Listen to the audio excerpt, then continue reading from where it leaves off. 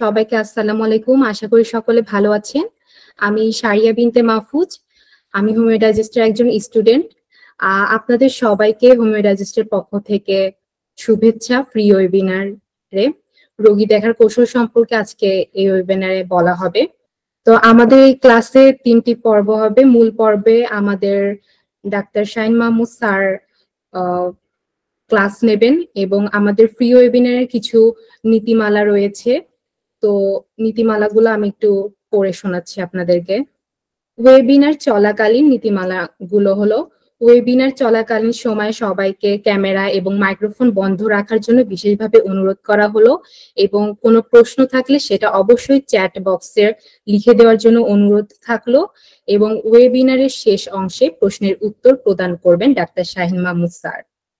তো আমাদের এই ওয়েবিনারে আজকে সবাইকে স্বাগতম। আশা করি আমাদের নীতিমালাগুলো বুঝতে পেরেছেন। তো প্রথমেই ওয়েবিনারে 8:30-এ আমাদের বক্তব্য, শুভেচ্ছা বা স্বাগত বক্তব্য রাখার কথা হোমিও ডাইজেস্টের পরিচালক কাজী আব্দুল্লাহ আল মাহফুজ স্যারের।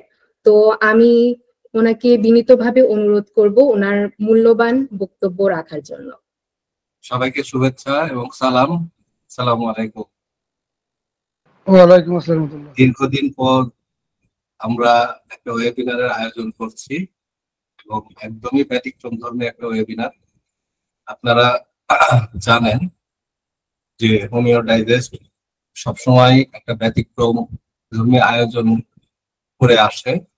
সেই ধারাবাহিকতায় আজকের ওয়েবিনারটি আমরা পরিচালনা করছি।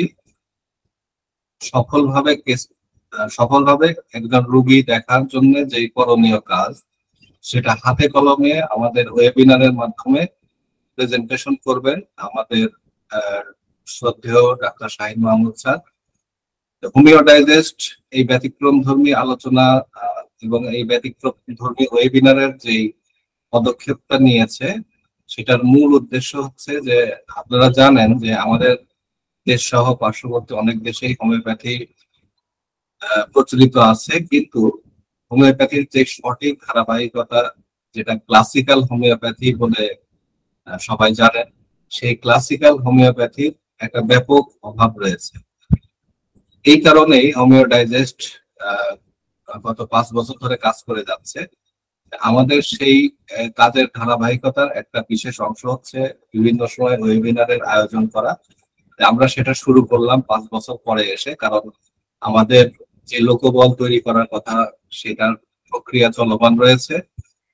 আশা করি আপনারা আমাদের এই ব্যতিক্রমধর্মী এবং খুবই গুরুত্বপূর্ণ এবং যুগ উপযোগী ওয়েবিনারটি সবাই উপভোগ করবেন এবং এখান থেকে আশা করি আপনারা অনেক কিছু জানতে পারবেন, শিখতে পারবেন।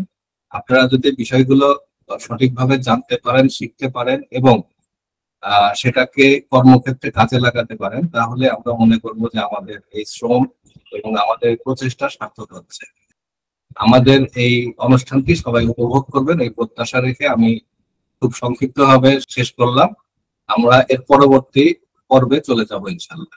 থ্যাংক ইউ, আপনাকে অসংখ্য ধন্যবাদ স্যার আপনার শুভেচ্ছা বক্তব্য রাখার জন্য। তো এখন আমাদের এখানে বক্তব্য রাখবেন, এখন হচ্ছে আমাদের শর্ট কেস প্রেজেন্টেশনের টাইম। তো আমাদের এখানে শর্ট কেস প্রেজেন্টেশন করবেন আমাদের প্রিয় স্যার কাজী আব্দুল্লাহ মাহফুজ স্যার। আপনাকে অনুরোধ করছি আপনার কেস প্রেজেন্টেশন করার জন্য। আমাদের একটা শর্ট কেস প্রেজেন্টেশনের মাধ্যমে আমরা শুরু করব, এরপরে আমরা আমাদের ডাক্তার শাহিন মাহমুদ স্যারের কেস প্রেজেন্টেশনে চলে যাব। আপনারা দেখতে পাচ্ছেন এটা হচ্ছে একটা থাইরয়েড, মূলত একটা thyroid case, a case of right sided thyroid swelling।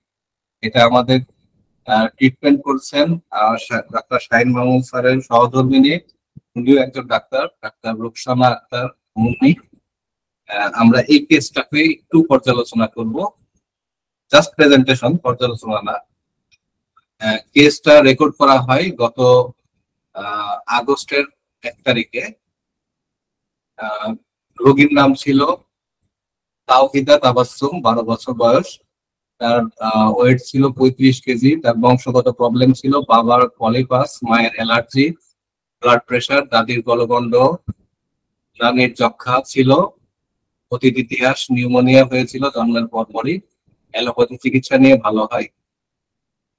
বর্তমান তার সমস্যা ছিল লাগাতার ঠান্ডা লেগে থাকতো, 10-15 দিন ঠান্ডা লেগে থাকতো, 3-4 দিন ধরে ভালো থাকতো, এরপরে আবার ঠান্ডা লাগতো, শ্বাসকষ্ট হতো, ঠান্ডা লাগলে বুকে পিঠে চাপ দিত, শ্বাস নিতে কষ্ট হয়, গরম তাপ নিলে কমে, সোজা হয়ে শুলে ভালো লাগে। প্রচুর কাশি হয় টানা একসাথে 10-15টা। শ্বাসকষ্ট দিনের বেলা বেশি হয়, রাত্রে খুব কম ওঠে।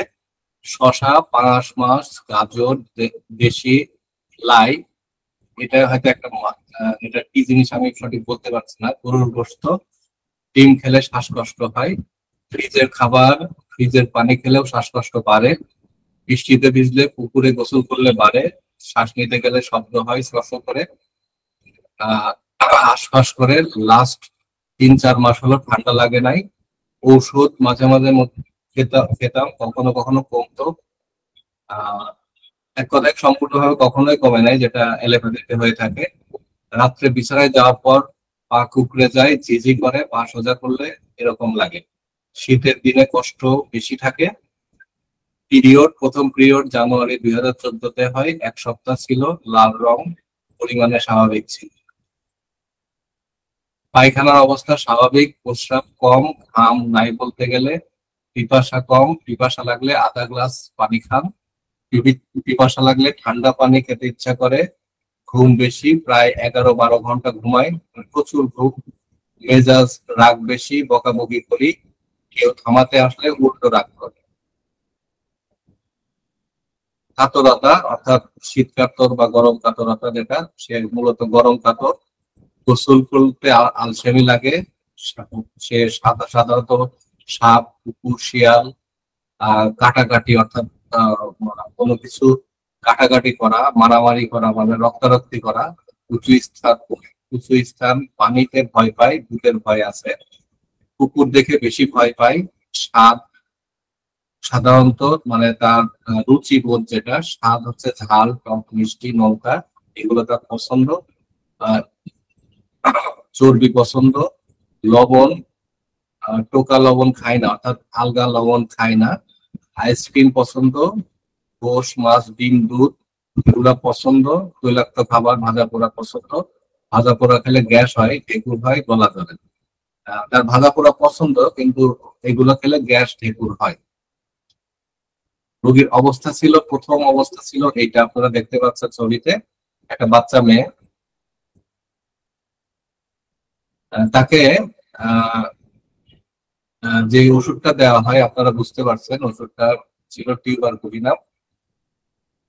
তাকে এই ওষুধটা দেওয়া হয়, এবং সেটা দেওয়া হয় আপনার 6 ঝাঁকি করে প্রতিদিন সকালে। টিউবারকুলিনাম 30, এই ওষুধটা দেওয়া হয় 6 ঝাঁকি করে প্রতিদিন সকালে। এটা একটি স্প্লিট ডোজে দেওয়া হয়। এটা আপনারা দেখতে পাচ্ছেন তার রেপার্টাইজেশন। এটা রেপার্টাইজেশনটা করা হয়েছে ভিতরকাস কম্পাসে। আপনারা হয়তো ভিতরকাস কম্পাস রেপার্টরির নাম শুনছেন। এটা একটা বিখ্যাত রেপার্টরি এবং আর্টিফিশিয়াল ইন্টেলিজেন্স সংক্রান্ত একটা রেপার্টরি। এক কথায় জর্জ ভিতরকাসের ব্রেইন। আপনারা রেপার্টরিটা দেখতে পাচ্ছেন। এরপরে রেপার্টরির বাকি অংশগুলা 1 মাস পরে বলা চলে। 1 মাস পরে রোগীর অবস্থা হচ্ছে এই, যেটা হোমিওপ্যাথির জন্য একটা আসলেই ম্যাজিক।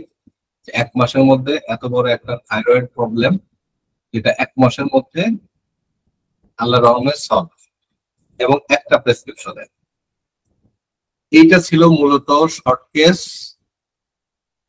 এরপরের ফলো আপ যেটা দেখালাম ছবিটা, ঠিক আছে, তার যে উন্নতি গুলো আমরা দেখতে পাচ্ছি, থাইরয়েড তো একদম চলে গেছে, যেটা আপনারা দেখলেন ছবিতে দেখা যাচ্ছে। এরপরে তার যে লাগাতার ঠান্ডার সমস্যাটা ছিল, সেটাও চলে গেছে। শ্বাসকষ্ট এখনো দেখা দেয়নি। এখন তাকে প্রেসক্রিপশন করা হয়েছে ওয়েট অ্যান্ড ওয়াচ, অর্থাৎ অপেক্ষা। এই হচ্ছে মূলত আজকের শর্ট কেস প্রেজেন্টেশনটা আপনারা দেখলেন।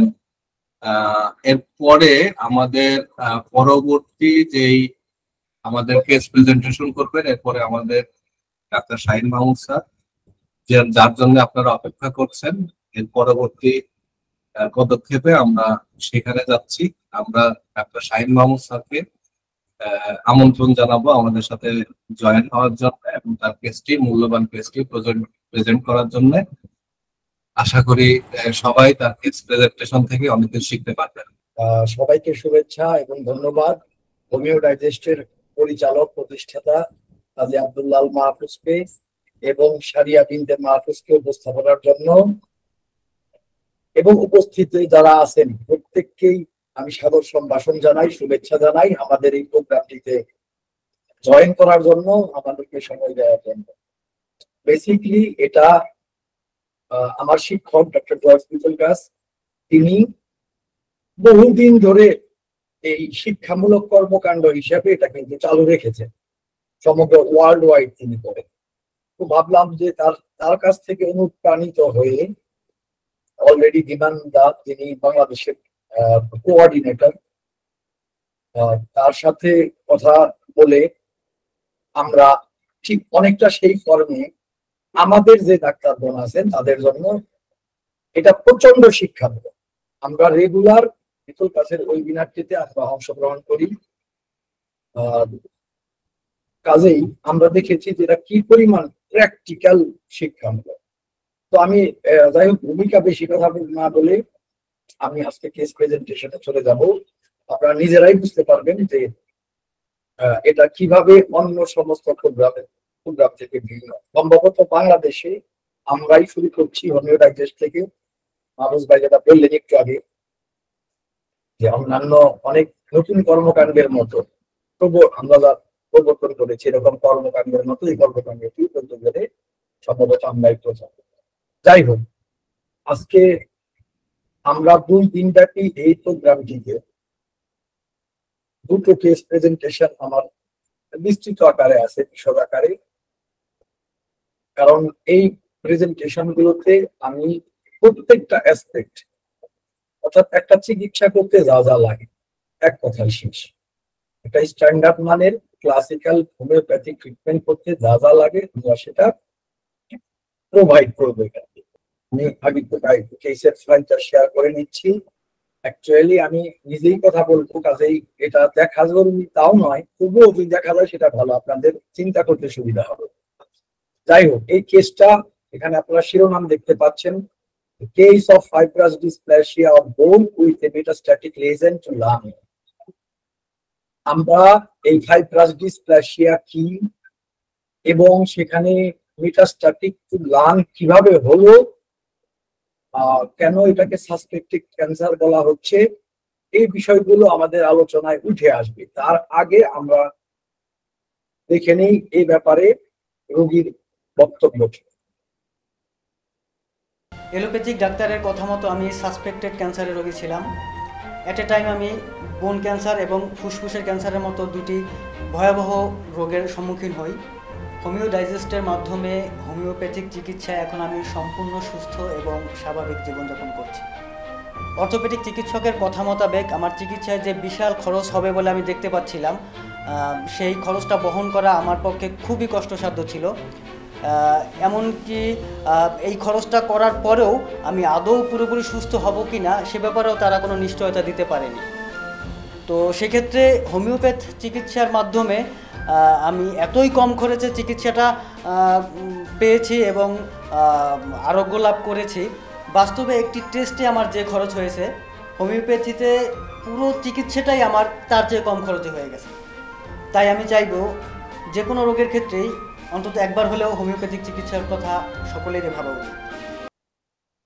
যদি প্রপার হোমিওপ্যাথি, আমি অনেক ভিডিওতে সবসময়ই বলি, যদি প্রপার হোমিওপ্যাথি আমরা বলি যে আমরা হোমিওপ্যাথিক ট্রিটমেন্ট করবো, তার বেসিক রিকোয়ারমেন্ট হচ্ছে একটা কেস না থাকলে এবং যেভাবে কেসটা সংরক্ষণ করা দরকার, লেখা দরকার, তা যদি করা না হয় তাহলে তা কোনোদিনও প্রপার ওয়েতে চিকিৎসা করা সম্ভব নয়।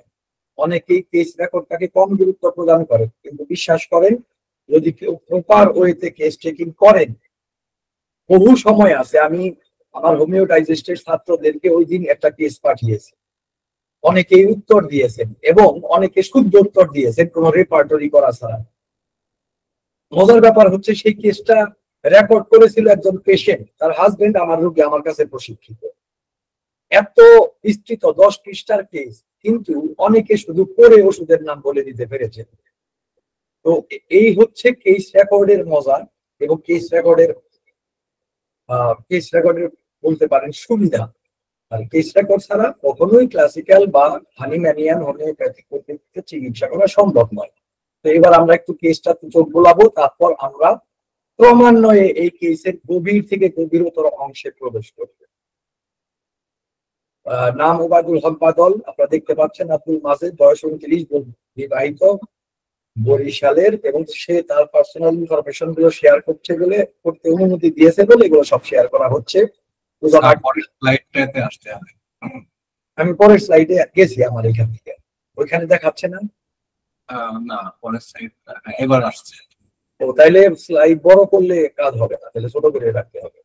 বড় করলেও কাজ হবে, শুধু রাইট মাউস রাইট ইয়েতে কার্সারে ক্লিক করবেন, যে রাইট ইয়েতে অ্যারোতে।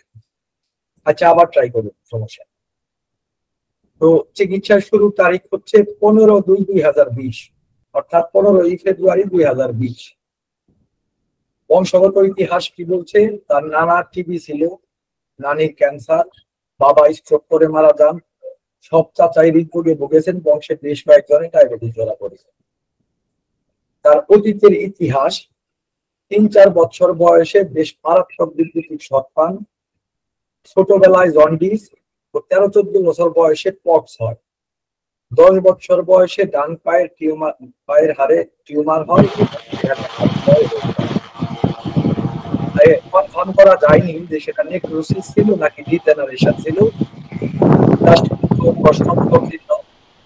কার ই খোলা, অডিও খোলা, কার শব্দ আসতেছে, সেখানে হাড় ক্ষয় যায় এবং কোমর থেকে হাড় কেটে সেখানে জোড়া দেওয়া হয়। সেখানে মোট 3 বার অপারেশন করতে হয়। এই কাগজগুলো পেশেন্ট দিতে পারেনি। তবে আমরা অতীতের ইতিহাসটাতে একটু মনে রাখার চেষ্টা করব। বড় করে চেঞ্জ করলে কাজ হয় না, দেখে। আচ্ছা, তাহলে ছোট করে করেন। ছোট করেই করি, হ্যাঁ। এবং কোমর থেকে এখানে আমাদের একটু মনে রাখার দরকার আছে, তার আসলে আমরা বেসিক হেলথটা কি পাচ্ছি। লক্ষ্য করে দেখুন, 10 বছর বয়সে পায়ের হাড়ে তার টিউমার হয়, যার বয়স 10 বছর তার হাড়ের টিউমার। তার মানে আমরা তার স্বাস্থ্য, বেসিক হেলথ, ইমিউনিটি কম্প্রোমাইজ দেখতে পাচ্ছি শুরুতে, এবং সেখানে হয় নেক্রোসিস অথবা ডিজেনারেশন স্টার্ট করে। ধ্বংস বলতে পারেন, ক্ষয় বলতে পারেন। তাহলে আমরা এমন একজন ব্যক্তিকে পাচ্ছি যার অতীত ইতিহাসে আমরা তার ইমিউনিটি বা তার ডিফেন্স মেকানিজম অলরেডি কম্প্রোমাইজড দেখতে পাচ্ছি। এবং কোমর থেকে হাড় কেটে সেখানে অপারেশন হয় 3 বার। ছোটবেলা থেকেই জ্বর, ঠান্ডা, কাশি, আমাশয় কোনো না কোনোটা লেগেই থাকতো। রোগীর কথায় জানা যায় তার 10-11 বছর বয়স পর্যন্ত লাগাতার একটা না একটা বাল্যকালীন স্বাস্থ্যগত সমস্যা হতেই থাকতো। অপারেশনের সময় বহু প্রকারের ওষুধ ও অ্যান্টিবায়োটিক খাওয়া হয়, এবং তারপর কিছুদিন সবকিছু কম ছিল, এবং বেশ কিছুদিন ধরে গ্যাস্ট্রিকের সমস্যা রয়েছে। আমরা আরেকটা বিবর্তন দেখতে পাচ্ছি। তার ছোটবেলায় জ্বর, ঠান্ডা, কাশি, আমাশয় লাগাতার থাকতো, ফ্রিকোয়েন্টলি। এখানেও আমরা দেখতে পাচ্ছি তার ইমিউনিটি বা ডিফেন্স মেকানিজম কিন্তু কম্প্রোমাইজড অলরেডি। এরপর কি হয়?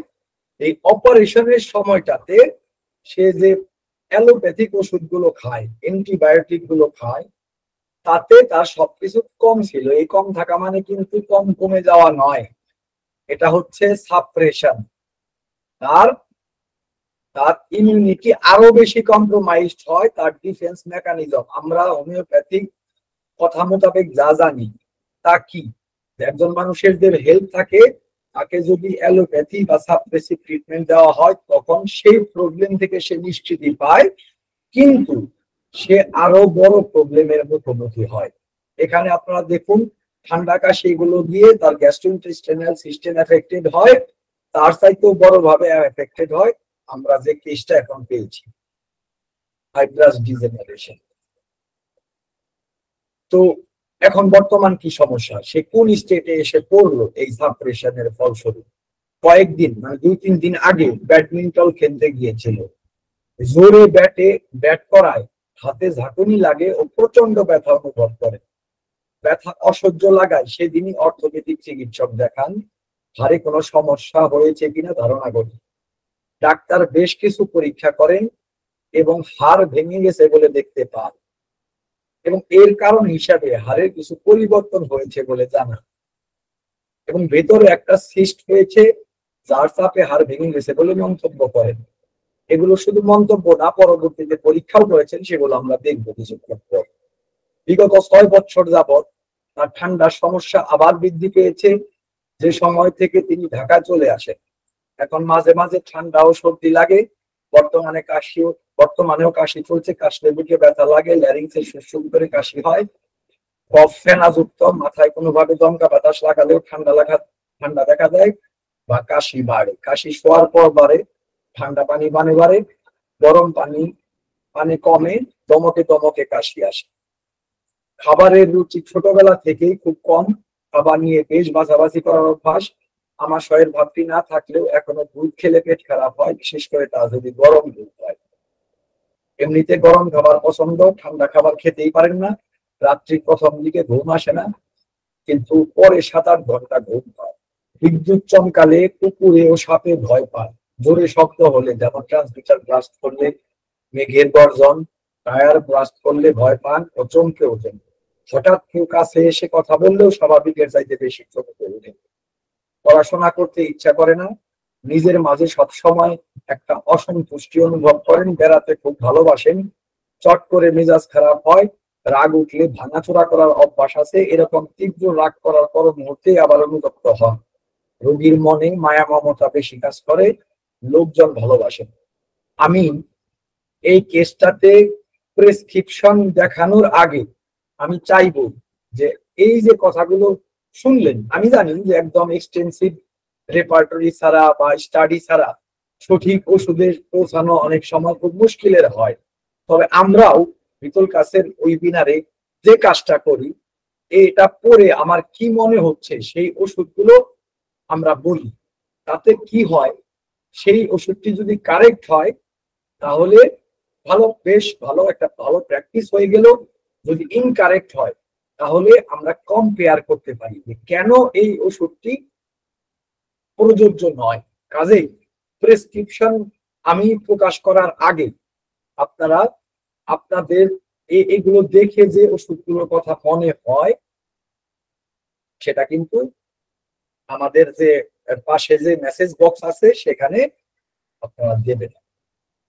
যাই হোক, পায়খানা স্বাভাবিক, প্রস্রাব স্বাভাবিক, ঘাম কম, আপনারা যদি সেই না দেন তাহলে আলোচনাটা সংক্ষিপ্ত অটোমেটিক্যালি হবে। দিলে আমি কম্পেয়ার করে আপনাদের সাথে আলোচনা করব। ঘাম কম, পিপাসা কম, ঝাল ও মিষ্টি শুধু পছন্দ, টক ও নোনতা পছন্দ, চর্বি পছন্দ, এগুলো তার ক্যারেক্টারিস্টিক্স, বৈশিষ্ট্য। আমরা এবার দেখবো তার প্যাথোলজিক্যাল পরীক্ষার ফলাফল গুলো। এখানে কাগজগুলো আমি দিয়েছি, কিন্তু এগুলো দেখতে আপনাদের কষ্ট হবে, এ কারণে আমি একটা সামারি দিয়েছি, মানে যে কয়টা খুব ইম্পর্টেন্ট এই কয়টা কাগজের একটা সামারি দিয়েছি। তার হিমোগ্লোবিন 14.2, আরবিসি 5.06, টিএসআর 0.2, আরসিআই মানে রেড সেল ইন্ডেক্স নরমাল, এখানে অনেকগুলো পয়েন্ট থাকে সেগুলো সব নরমাল। ডাব্লিউবিসি 11,360, অর্থাৎ তার মধ্যে একটা ইনফেকশন মিন করছে। সার্কুলেটিং ইজিনোফিলিয়া 114, সামান্য এলিভেটেড। প্ল্যাটেলেট 241 নরমাল আছে, ক্রিটিনাইন নরমাল, এইচজিবিটি নরমাল, সিআরপি প্রায় বর্ডার লাইন। এবং একটা কথা বলছি, এই পেশেন্ট তার রোগ দেখা দেওয়ার সাথে সাথে আমাদের কাছে এসেছে, তার এই বর্তমান রোগ। সে কিন্তু কোনো শুধু অ্যালোপ্যাথিক ডাক্তারের কাছে গিয়েছিলেন, কিন্তু এখান থেকে কোনো ওষুধ খান। X-ray of right shoulder joint বিবিতে সিম্পল বোন সিস্ট, আমি একটু পরে বলছি, এবং ফাইব্রাস ডিসপ্লাসিয়া। শুধু এক্স-রেতেই নয়, তার এমআরআইতে রাইট আর্মের এমআরআই তেও পালমোনারি নিউপ্লাজম উইথ বনি মেটাস্টাসিস, এটার একটা পসিবিলিটির কথা বলেছিল কাগজে। তার বুকের এক্সরেতে plural based mass lesion in right upper chest with osteolytic areas with expansion in multiple ribs in both sides। অর্থাৎ এখানে তারা যা পেল, এক তার হাতে সিস্ট আছে, সেই সিস্টের চাপে তার হাতটা ভেঙে যাচ্ছে। 2 নাম্বার হচ্ছে তার এই প্রবলেমটা তার লাঙেও এফেক্ট করেছে এবং লাঙের এইখানে ডান পাশের কিছু রিব, কিছু পাজরের হাড় অলরেডি অস্টিওলাইটিক ক্ষয় গিয়েছে, তার মানে এখানেও এফেক্টেড হয়েছে। আমরা 3টা জায়গার লেজন পরিচ্ছন্নভাবে পাচ্ছি। একটা হচ্ছে তার হাতে, এবং এই ফাইব্রাস ডিসপ্লাসিয়ার বৈশিষ্ট্য হচ্ছে সেই ডাক্তার, অ্যালোপ্যাথিক ডাক্তারও তাকে সতর্ক করে দেয় যে আমাদের কিচ্ছু করার নেই, একটার পর একটা সিস্ট হতে থাকবে এবং আপনার বিভিন্ন জায়গায় হাড় ভেঙে যেতে থাকবে, আপনি নড়াচড়া করবেন না, একদম সাফ সাফ বলে দেয়, এবং জীবনে কোনোদিন ভারী কাজ করতে পারবেন না। তার পরিচ্ছন্ন ডাক্তার, অ্যালোপ্যাথিক ডাক্তারদের বক্তব্য ছিল। এই পেশেন্ট আমাদের এখানে আসেন এই পরিস্থিতি নিয়ে সাংঘাতিক বিপর্যস্ত এবং ভীত, সে তো জোরে মরতেও ভয় পাচ্ছে। অ্যালোপ্যাথিক ডাক্তাররা বলে দিয়েছে এই যে কোনো জায়গায় সিস্ট হবে, আর আস্তে আস্তে নড়াচড়া না করলেও বাড়বে, নড়াচড়া করলে তাড়াতাড়ি ফেটে যাবে এক একটা জায়গা থেকে। আপনারা, আমি ফাইব্রাস ডিসপ্লাসিয়া সম্বন্ধে একটু পরে সংক্ষিপ্ত নোটস দেব, আপনারা দেখতে পাবেন, এছাড়াও নিজেরা স্টাডি করলে দেখতে পারবেন এর ভয়াবহতা। তাহলে আমরা তার প্যাথোলজি গুলো দেখলাম। অ্যাকচুয়ালি এখানে আমি নোটটা দিয়েছি যে ফাইব্রাস ডিসপ্লাসিয়াটা আসলে কি। ফাইব্রাস ডিসপ্লাসিয়া হচ্ছে একটা বোনের রোগ, আসলে এটা জেনেটিক অরিজিনের, নন ইনহেরিটেবল, অর্থাৎ বংশে বাবা মায়ের ঠিক এই রোগটি থাকতে হবে ব্যাপারটি এরকম না, কিন্তু এটা হয় কোন একটা পার্টিকুলার ব্যক্তিতে জেনেটিক ত্রুটির জন্য, সেখানে জিনাস মিউটেশন হয় এবং এই হাড়ের পুষ্টিবর্ধন নষ্ট হয়ে যায় এবং একটার পর একটা সিস্ট হতে থাকে, ভাঙতে থাকে।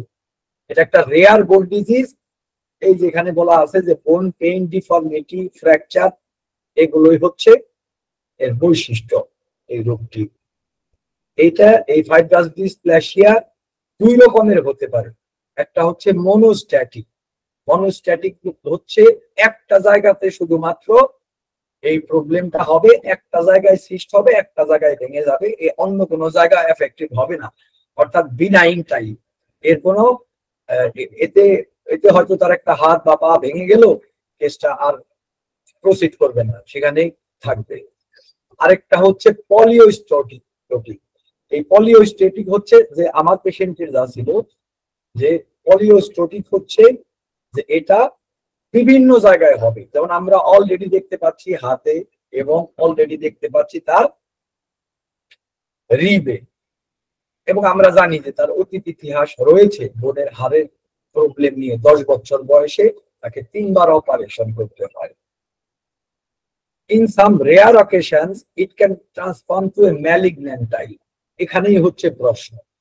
আমরা শুরুতে বলেছিলাম যে অ্যাকচুয়ালি সত্যিকার অর্থে ফাইব্রাস ডিসপ্লাসিয়াকে বিনাইন বলে ধরা হয়, অর্থাৎ এটা ক্যান্সারাস নয় ইন জেনারেল, কিন্তু কিছু বিরল ক্ষেত্র, কিছু বিরল জায়গায় আমার এই পেশেন্টের মতো যার লাং এফেক্টেড হয়েছিল, মেটাস্টাসিস হয়েছিল, কিছু বিরল জায়গায়, বিরল রোগীতে এটা ট্রান্সফর্ম হতে পারে ম্যালিগন্যান্ট টাইপ, ক্যান্সারাস টাইপ। এটা খুবই বিরল ঘটনা, এবং there is no spontaneous solution of FD in conventional treatment.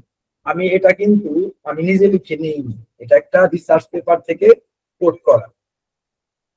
তারা বলছে যে এখন পর্যন্ত এই ফাইব্রাস ডিসপ্লাসিয়ার কনভেনশনাল কোনো ট্রিটমেন্ট নেই, অর্থাৎ অ্যালোপ্যাথিক চিকিৎসায় এর কোনো চিকিৎসা নেই। সার্জারি হচ্ছে একমাত্র উপায় কিছুটা মানে কন্ট্রোল করার জন্য। এছাড়া কোনো until today there is no homeopathic case report available on the treatment of AIDS. কোনো হোমিওপ্যাথিক কেস রিপোর্ট পর্যন্ত হয়নি। ভবিষ্যতে সম্ভাবনা আছে এটা কেস রিপোর্ট আকারে আমার তৈরি করার সম্ভাবনা আছে, মানে কেস রিপোর্ট আর কি, সায়েন্টিফিক অ্যানালাইসিস। যাই হোক, কনভেনশনাল প্রগনোসিস আমি লিঙ্ক সহ দিয়ে দিচ্ছি, কারোর যদি প্রয়োজন পড়ে আপনারা লিঙ্ক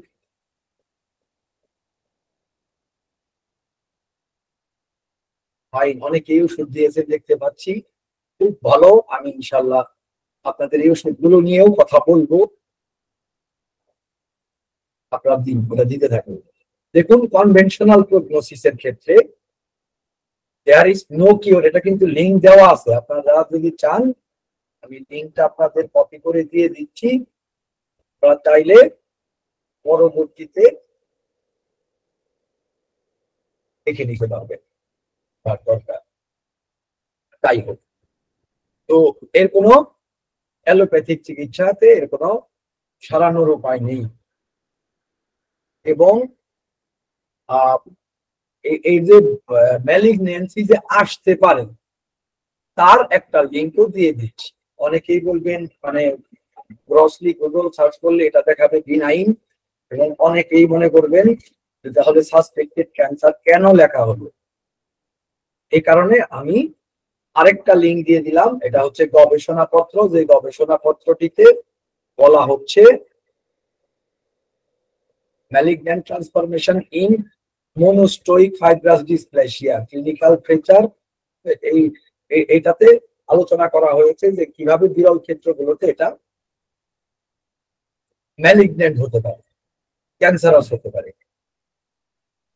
আমি একটা কেস নোট করেছিলাম, সেটাও আমি উল্লেখ করে দিচ্ছি।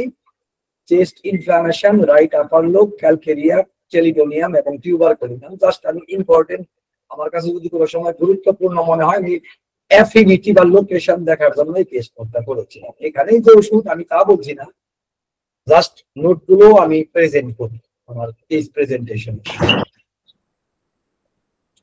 এরপর হচ্ছে কেস অ্যানালাইসিস এন্ড রেপার্টরি। আমরা কেস অ্যানালাইসিস এন্ড রেপার্টরিতে ঢোকার আগে আমি আপনাদেরকে বলছি, এই যে ফাইব্রাস ডিসপ্লেসিয়ার একটা কেস আপনারা দেখতে পেলেন, আপনারা দেখতে পাবেন যে যদি এই কেসটা সম্পূর্ণভাবে অডিও কার খোলা, এখানে এক ধরনের অডিও খোলা, অডিওটা বন্ধ রাখেন নয়তো ডিস্টার্ব হয়, শব্দ আসে।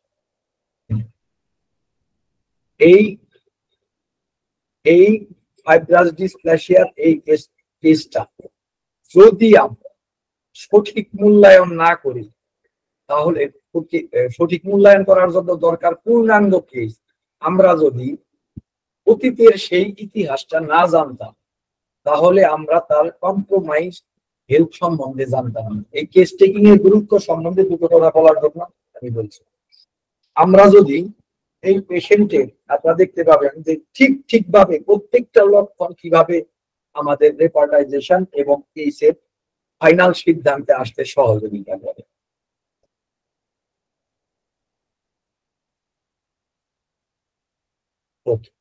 রেপার্টরিতে আমি কি করেছি, কিভাবে কেসটা অ্যানালাইসিস করেছি, সেটা আমি এখন আপনাদের সামনে প্রেজেন্ট করব।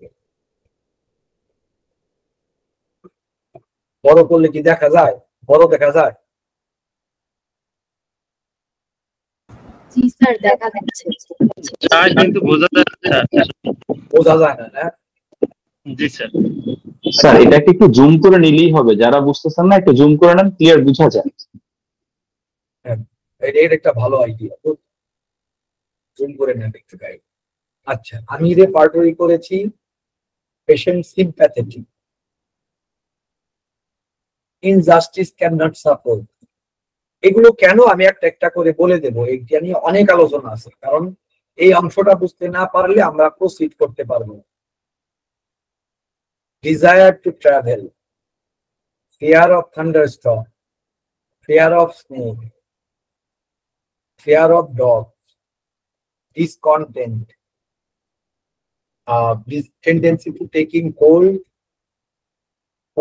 entering a cold place aggravation, and softening of bone। আচ্ছা, এখানে এটা ফ্ল্যাট রেপার্টাইজেশন, এটা আমি পরে আসছি। পেশেন্ট তিনি একজন সোশ্যাল, তার একটা বিখ্যাত পেজ আছে বর্তমান সময়ে, তিনি প্রথমদা নামে একটা তার পেজ আছে, সেখানে তিনি আমাদের সমাজের অসঙ্গতি, সমাজের বিভিন্ন ধরনের নীতিনৈতিকতার বহির্ভূত কর্মকাণ্ড এবং অন্যায় এগুলোর বিরুদ্ধে কথা বলে। যে সময় আমি তার কেসটি করি তখন কিন্তু তিনি বিখ্যাত ব্যক্তিও ছিলেন না, বা তার এই পেজটিও ছিল না। আমি তার সাথে কনসাল্ট করার পর আমি তার মধ্যে দেখতে পাই, মানে তার আচরণে বুঝতে পারি তিনি এই পয়েন্ট হলো, তিনি ফসফরাসের মতো ওভার সিম্প্যাথেটিক নন। ফসফরাসের বৈশিষ্ট্য হচ্ছে যে নিজের ক্ষতি করে হলেও অন্যের উপকার করে। এটা হচ্ছে খুব তীব্র মাত্রায় থাকে ফসফরাসের সিম্প্যাথি। তার আগে একটা কথা হচ্ছে, আমাদের স্বাভাবিকভাবে একটা প্রবণতা যে মানসিক লক্ষণ খুব গুরুত্বপূর্ণ। আপনারা দেখছেন এখানেও উল্লেখযোগ্য সংখ্যক নেওয়া হয়েছে, 1 2 3 4 5 6 7 8, 8টা লক্ষণ নেওয়া হয়েছে, 7টা লক্ষণ নেওয়া হয়েছে শুধুমাত্র মেন্টাল সিমটমস থেকে, আর 3টা জেনারেল, আদারওয়াইজ পার্টিকুলার কোনো সিমটমস এখানে ইনক্লুড করিনি আমি। কেন কি সবকিছু পরে বলছি। তো যাই হোক, এই আমি দেখতে পেলাম তার মধ্যে সিম্প্যাথি আছে এবং যথেষ্ট আছে, কিন্তু ফসফরাসের মতো এত তীব্র পর্যায়ে নয়। আপনারা দেখতে পাচ্ছেন পাশে ডিগ্রি লেখা আছে। আমি এখানে, আমরা জানেন যে আমরা first grade 3 degree, second grade 2 এবং রেপার্টরিতে যেভাবে থাকে, এবং সবচাইতে কম মানে নর্মাল যেটা সেটা 1 ডিগ্রি। সিম্প্যাথেটিক তার স্বাভাবিকের চাইতে বেশি, কিন্তু ফসফরাসের মতো অত তীব্র নয়। ফসফরাস এটা 3 গ্রেডে বা 4 গ্রেডও বলতে পারে, সুপার গ্রেড। যাই হোক, আমি তাকে 2 নিয়েছি। Injustice can not support, injustice can not support এর চূড়ান্ত রূপ হচ্ছে কষ্টিকামে, সেখানে এটা 3 বা 4-এ থাকে পয়েন্টের দিক দিয়ে, ফার্স্ট গ্রেড অথবা সুপার গ্রেডে থাকে কষ্টিকামে। এই ব্যক্তির মধ্যে তখন পর্যন্ত শুধু তার অনুভূতির মধ্যে আছে, সে অন্যায় সহ্য করতে পারে না, এটা সে বলেছে। কিন্তু কষ্টিকামের মতো একদম নিজের সব ধ্বংস করে, নিজের ক্ষতি করে অন্যায়ের বিরোধিতা করা।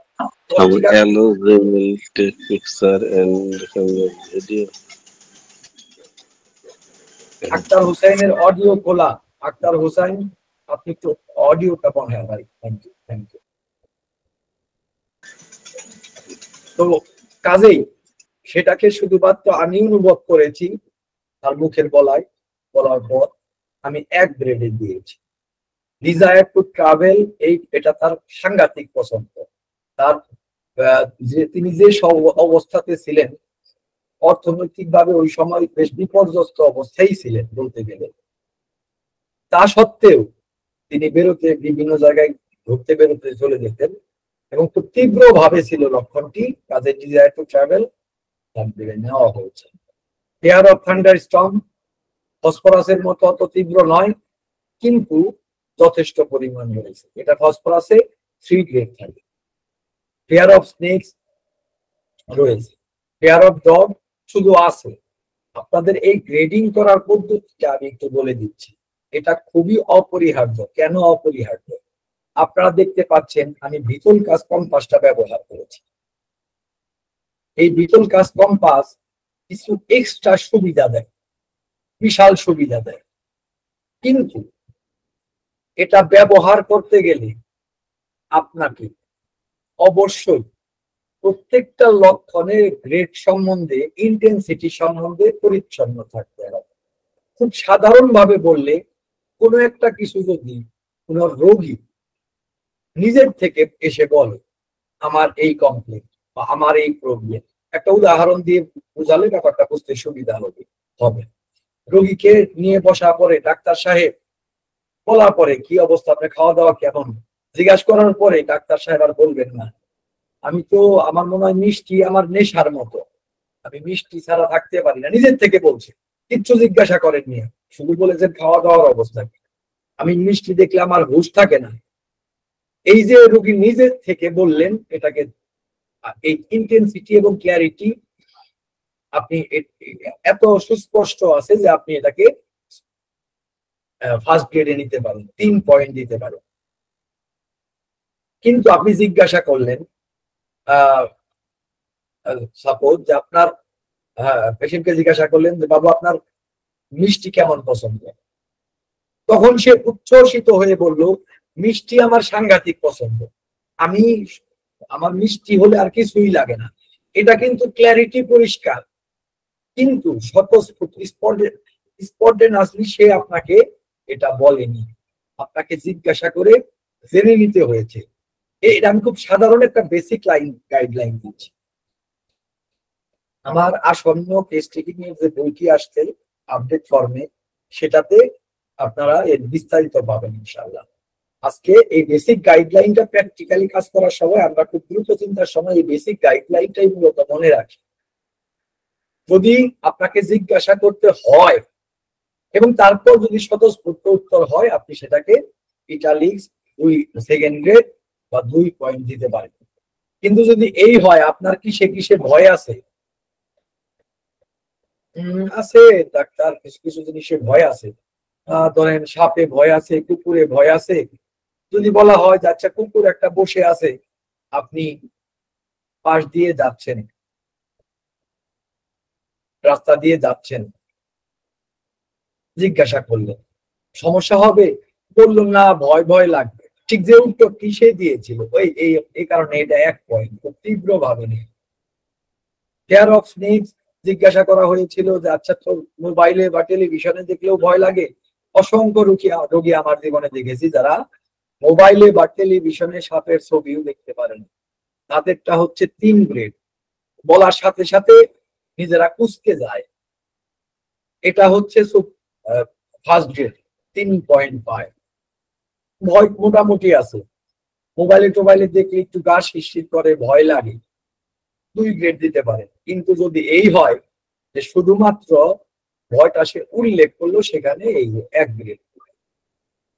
রোগীর মধ্যে অসন্তুষ্টি ব্যাপক, সমাজ নিয়ে অসন্তুষ্টি, তার বর্তমান অবস্থা নিয়ে অসন্তুষ্টি, তার ভবিষ্যতের সম্ভাবনাগুলো নিয়ে অসন্তুষ্টি, অর্থাৎ এবং যথেষ্ট রকম কমপ্লেইন, কাজেই এটাকে 3 গ্রেডে নেওয়া হয়েছে। টেন্ডেন্সি টু টেকিং কোল্ড ছোটবেলা থেকে আজ পর্যন্ত চলে আসছে, এতটা সুস্পষ্ট এবং বর্তমানে খুব আকারে চলছে, অতটা সুস্পষ্ট যে কোনো সন্দেহ নেই যে আমি এটা 3rd গ্রেডে নেব, ফার্স্ট গ্রেডে নেব। এবং একটি বিশেষ লক্ষণ তিনি আমাকে জানান যে একটা ঠান্ডা কোনো জায়গায় যদি ঘরে ঠান্ডা জায়গায় সে প্রবেশ করে তার বাড়ে, যেহেতু এটা আমার জিজ্ঞাসা করার পরে সে হ্যাঁ সূচক উত্তর দিয়েছে, আমি একটু কনফিউজ ছিলাম যে কথাটা সত্য কিনা। যদি এটা যদি আরো সুস্পষ্ট ভাবে সে আমাকে কনফার্ম করতে পারতো তাহলে 2 গ্রেড নিতাম। এবং সফেনিং অফ বোন, অ্যাকচুয়ালি তার হাড়েরই প্রবলেম, হাড় ডিজেনারেশন, হাড়ের নেক্রোসিস, হাড়ের সিস্ট, হাড় ভেঙে হাড়ের ফ্র্যাকচার, সবকিছু কমপ্লেইনটাই হচ্ছে হাড়ের, কিন্তু রেপার্টরিতে এভাবে দেওয়া থাকে না। এই যে সফেনিং অফ বোন, এটা ভোগারের ভাষায় হচ্ছে প্যাথোলজিক্যাল জেনারেল, অর্থাৎ এই পেশেন্টের একটা ব্যাপার লক্ষ্য করুন, তার হাড়, আমরা জানি হাড় একটা ফ্র্যাকচার হলো, সেটা একটা লোকাল সিমটমস, কিন্তু যখন একজন ব্যক্তি শরীরের সমগ্র হাড়ে ডিজেনারেশনের, ক্ষয়ের, ভাঙার পসিবিলিটি থাকবে, তাহলে সেখানে আর সেটা কোনো লোকাল সিমটমস থাকে না। আমি ভিটুল কাজ কম্পাসে সার্চ করলাম যে অ্যাফেকশন অফ বোন আছে কিনা, যদি সেটা থাকতো তাহলে সেটা নিতাম, তো তা না থাকায় আমাকে সফেনিং অফ বোনস নিতে হয়েছে। কিন্তু সফেনিং অফ বোনস অ্যাকচুয়ালি আরো ভিন্ন কিছু মিন করে। আমি যে প্রবলেমটা নিয়ে ই করতে চাচ্ছি কিংবা খুব জেনারেলি অ্যাফিকশন অফ বোনও মিন করে না, এটা ব্যাপারটাকে ছোট করে নিয়ে আসে।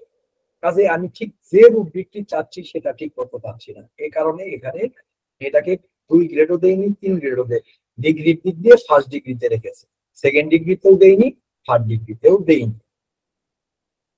এই হচ্ছে এবার প্রশ্ন, আমি একটা সিরিয়াস কেস ট্রিটমেন্ট করছি যার যেহেতু বায়োপসি করা হয়নি লাঙের, আমি সেভাবে দাবি করতে পারি না যে ক্যান্সার হয়েছিল, যেহেতু বায়োপসি করা হয়নি এই কারণে।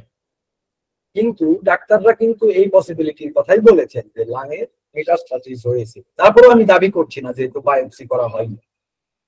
রেপার্টরিতে আপনারা লক্ষ্য করে দেখুন, আমি কোনো লোকাল সিমটমস নেইনি, আমি কোনো প্যাথোলজিক্যাল সিমটমস নেই। প্যাথোলজিক্যাল জেনারেল একটা সিমটমস নিয়েছি, কিন্তু কোন pathological symptoms, clinical pathological symptoms খুঁজলে পাওয়া যেত, ক্যান্সার নেওয়া যেত, তারপরে ফ্র্যাকচার অফ রিব নেওয়া যেত, তারপর সিস্ট নেওয়া যেত বোনের, এরকম অনেক কিছু প্যাথোলজিক্যাল এবং লোকাল সিমটমস নেওয়া যেত। আচ্ছা, আমি ভিটল কাজ কম্পাসটা এই বছর ব্যবহার করছি, তার আগ পর্যন্ত এমন কোন রেপার্টরি নেই যেগুলো সফটওয়্যার ফর্মে পাওয়া যায় আমি ব্যবহার করি। ওগুলোতে একটা ভীষণ মুশকিল আছে। ভিটল কাজ কম্পাসে আমি যদি লোকাল সিমটম সহ আরো 10টা সিমটমস নিতাম, শুধু এই ডিগ্রি গুলোকে যদি আমি ঠিক রেখে উপস্থাপন করতাম, আমার ওষুধ ঠিকই আসতো।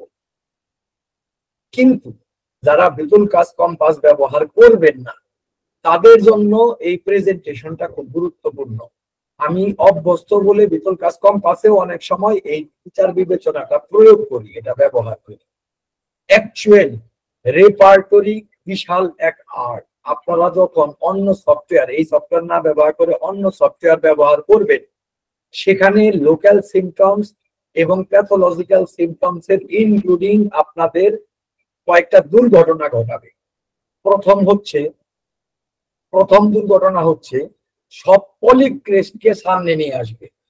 আবারও বলছি, কারণ আপনারা যখন লোকাল সিমটমস এর খুব বাড়াবাড়ি করবেন রেপার্টরিতে, তখন এই লোকাল সিমটমস বা ছোট ছোট লক্ষণগুলো খুব বেশি কভার করে পলিক্রেস্ট গুলো, বড় বড় ওষুধগুলো, যেগুলো খুব ভালো প্রোগ্রাম হয়েছে। ফলাফলস্বরূপ যত বেশি লোকাল সিমটমস আপনি নেওয়া শুরু করবেন, প্যাথোলজিক্যাল সিমটমস আপনি নেওয়া শুরু করবেন। প্যাথোলজিক্যাল সিমটমস গুলো কেন পলিক্রেস্ট কভার করে?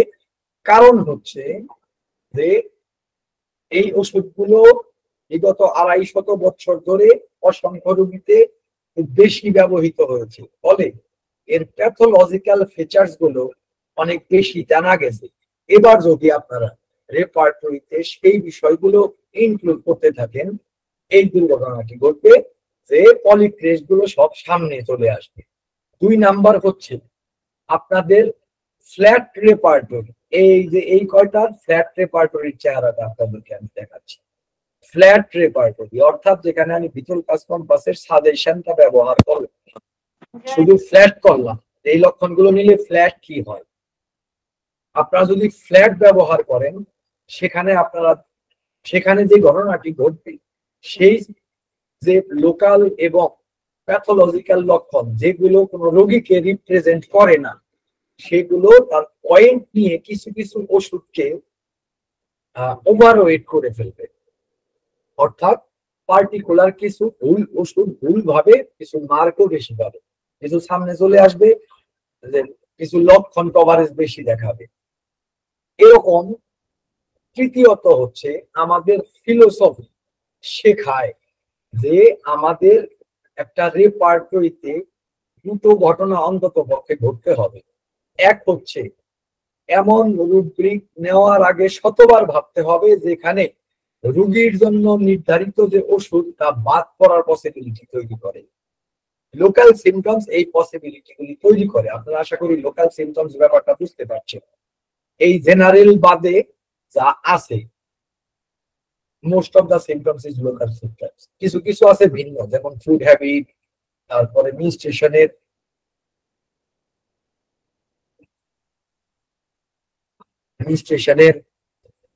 কিছু সিমটমস আছে যেগুলোকে আমরা জেনারেল সিমটম ধরতে পারি, কিন্তু কিন্তু এই সেগুলো এই প্রবলেম গুলো ক্রিয়েট করতে পারে। একমাত্র ব্যতিক্রম হচ্ছে বিটল কাজ কম্পাউন্ড, যেখানে আপনি সেগুলো যদি ইনক্লুড করেন এবং এই ডিগ্রি গুলোকে যদি ঠিক রাখেন, তাহলে সেখানে এই বিটল কাজের যে মডিউল আছে, এখানে একটা সলভ মডিউল আছে, এই রেজাল্টের আগে এখানে সলভ লেখা থাকে, সেটা এগুলো আপনারা লক্ষ্য করে এই ফ্ল্যাট রেপার্টরিতে ওষুধ একচ্ছত্র ভাবে কভারিং কোনোটাই করেন, কোন ওষুধই একচ্ছত্র কভারিং করেন, রান থ্রু করেন, একটা ওষুধ সবগুলোকে বলেনি। কিন্তু এখানে কিন্তু অন্তত পক্ষে কিছু ওষুধের সাজেশন চলে এসেছে, হেল্প করে দেবে। কোন ওষুধটি টিউবারকুলিনাম বগিনা, টিউবারকুলিনাম এই ফ্ল্যাট রেপার্টরির 1 2 3 4 5 6 7 8 9 নাম্বারে আছে, সেটাকে একদম পয়লা সাজেশন। দ্বিতীয় সাজেশন এখানে ক্যালকেরিয়াফস পয়লা আছে, এটা চলে গিয়েছে দ্বিতীয়তে। আমি এখানে তার বংশে যে যক্ষা আছে তা ইনক্লুডই করিনি, তা সত্ত্বেও টিউবারকুলিনাম সবার উপরে চলে এসেছে। আরো একটা ব্যাপার আমি বলি, যারা সত্যিকারের রেপার্টরি করতে চান প্রপার ওয়ে, তাদেরকে অবশ্যই কিন্তু এই বেসিক যে ইংরেজি দক্ষতা এটা লাগবে। কেন লাগবে? অনেকেই বাংলা রেপার্টরি ব্যবহার করতে চান। আমি বাংলা রেপার্টরি ব্যবহার করি না, কাজে বর্তমান স্ট্যাটাস সম্বন্ধে খুব বেশি জানিও না। তবে আমার কাছে মাঝে মাঝে মনে হয়, কিন্তু রেপার্টরিতে সব বর্ণনাক্রমিক ভাবে সাজানো থাকে, মানে ABCD করে। এটার যদি বাংলা করা হয় তাহলে এই ক্রমটা ঠিক থাকে, ব্র্যাকেটে দিয়ে দেওয়া হলো বাংলা, তো সেটা যদি আপনার যদি সেই বাংলা থেকে বুঝতে হয় তাহলে জীবনের কাজ শেষ। যাই হোক, যদি এই প্রবলেমের সলিউশন কেউ করে থাকে, দ্যাটস ওকে, ফাইন।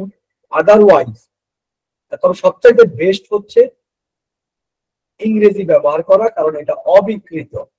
অনুবাদ করলে বিভিন্ন ত্রুটি আসে, কিছু কিছু অনুবাদ আমি দেখেছি ভয়ানক ত্রুটি, ভাব পাল্টে যায়, কাজে খুব বিপত্তি ঘটে।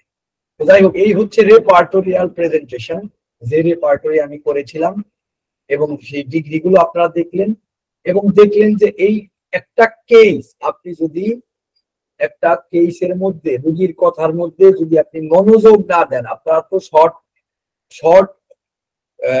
কেস রেকর্ড দেখেছেন, একটা পৃষ্ঠার মধ্যেই কেস রেকর্ড শেষ, কিংবা এমনও কেস একটা কয়েকটা নোট রেখে কেস রেকর্ড শেষ। তো আপনারা বলুন, যদি আমাদের প্রপার ওয়েতে রেপার্টরি করতে হয়, প্রপার ওয়েতে যদি সলিউশন করতে হয়, বিশেষ করে এইসব ডিফিকাল্ট কেস, প্রপার ওয়েতে যদি আমাদেরকে এই ডিগ্রি গুলোকে ঠিক করতে হয়, দিতে হয়, তাহলে একটা কেস কি আমরা সেভাবে কখনোই নিতে পারবো? রোগীর কতটুকু ইন্টেন্সিটি সে দিচ্ছে, ক্যান নট সাপোর্ট ইনজাস্টিস, কতটুকু ইন্টেন্সিটি, শেডিং, যাকে বলা হয় শেডিং, হোমিওপ্যাথির পরিভাষায় বলা হয় সিমটমস এর শেডিং, অর্থাৎ এই সিম্প্যাথেটিক কন্ডিশনটি তার কতটুকু শেডে আছে, প্যাথোলজিক্যাল নাকি নন প্যাথোলজিক্যাল। আমাদের আরেকটা ত্রুটি, যে কোনো মেন্টাল সিমটমস হলেই নেওয়া, কিন্তু বিবেচনা করতে হয় কতটুকু প্যাথোলজিক্যাল না হলে একজন মানুষের দয়া মায়া থাকবে, এটাই মনুষ্যত্বের লক্ষণ, স্বাভাবিক। যতক্ষণ পর্যন্ত তা নিজের পরিবারের বা সমাজের জন্য হ্যাম্পার্ড না হচ্ছে, ততক্ষণ পর্যন্ত এটা কোনো লক্ষণ নয়। কিন্তু যখন চরম মাত্রায় হ্যাম্পার্ড, ওই ফসফরাসের ওই 3rd ডিগ্রি বলতে পারে, যখন কিছু মাত্রায় হ্যাম্পার্ড 2nd ডিগ্রি, যখন সন্দেহজনক হ্যাঁ আছে, তীব্রতা অনেক বেশি, তখন 1st ডিগ্রি, এবং যদি দেখা যায় খুব স্বাভাবিক sympathetic, that's okay, fine, normal degree, এখানে যাবেই না, এটা তখন সিমটমস হিসেবেই আসবে। তো এইভাবে আমরা যদি বিবেচনা করতে চাই প্রত্যেকটা সিমটমসকে, সেখানে কেস রেকর্ড ছাড়া এই পর্যন্ত কি আসা সম্ভব, যে পর্যন্ত আপনারা দেখতে পাচ্ছেন? সম্ভব।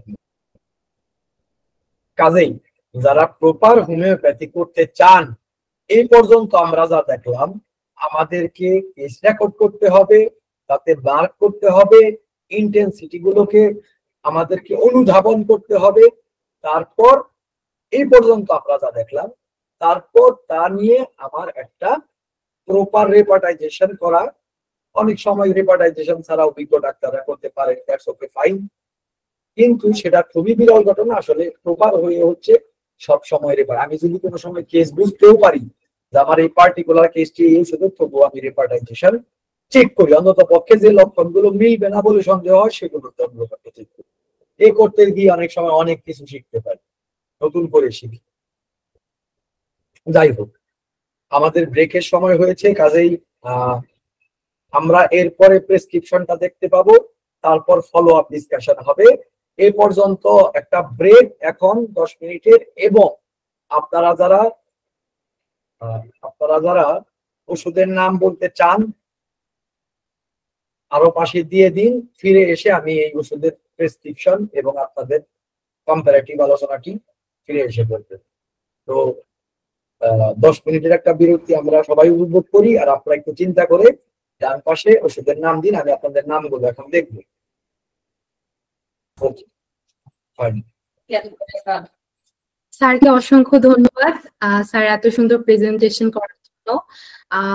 এখন 10 মিনিটের ব্রেক থাকবে, আপনারা একটু ফ্রেশ হয়ে নিতে পারেন, এবং এর মধ্যে আমাদের হোমিও ডাইজেস্টের কিছু কার্যক্রম সম্পর্কে এখানে প্রামাণ্য চিত্র দেখানো হবে। তো আশা করি সকলেই বিরতির পরে আমাদের সাথে থাকবেন, এবং বিরতির পরে আমরা আবারও ফিরে আসছি শাহিন মাহমুদ স্যারের এই সুন্দর ক্লাসটি উপভোগ করার জন্য। সবাইকে অসংখ্য ধন্যবাদ।